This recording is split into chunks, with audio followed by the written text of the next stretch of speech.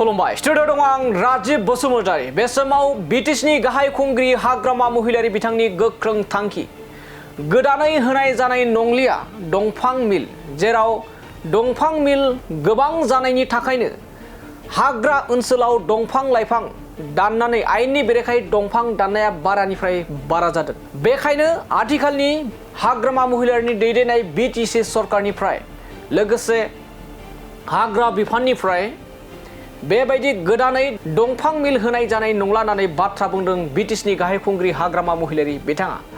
सिगांनि समाव जा होबाय दंफां मिल नाथाय गोदानै सरकारा मालाब्लाबो दंफां मिल होनाय जाला होननानै बिटिसिनि गाहाय खुंगिरि हाग्रामा महिलारि बिथाङा फोरमायदों। जेराव दिनैनि समाव गोबां दैदेनगिरि गोबां रायजो राजाफोरा गोबां जाखांफुहांनाय लाइमोनफोरा बाथ्रा बुंगासिनो दंदि मा जाहोनाव दासिमबो हाग्रा ओनसोलखौ सिमफायनानै सिलिंखार खालामनायफोरनि सायाव राहा लानाय जायाखै।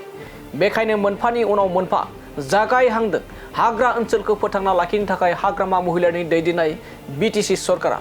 बेखायनो गोदानै दंफांनि मिल पारमिसन होनाय जाला होननानै बाथ्रा बुंदों बिटिसिनि गाहाय खुंगिरि हाग्रामा महिलारि बिथाङा।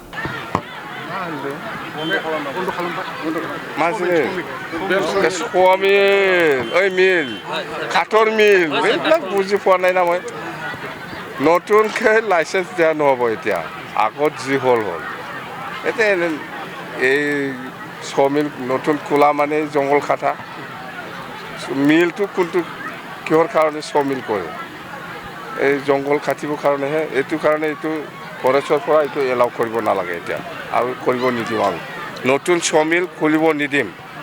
স্যার আগৰখিনি ডাঙৰ মেচিন বহাই কিন্তু চলাই আছে স্যার এই চাম না আমি আপুনি কৈছে যিহেতু আমি গম পাইছোঁ এতিয়া আমি ছাৰ্ভে কৰিম এইটো ভাল কথা।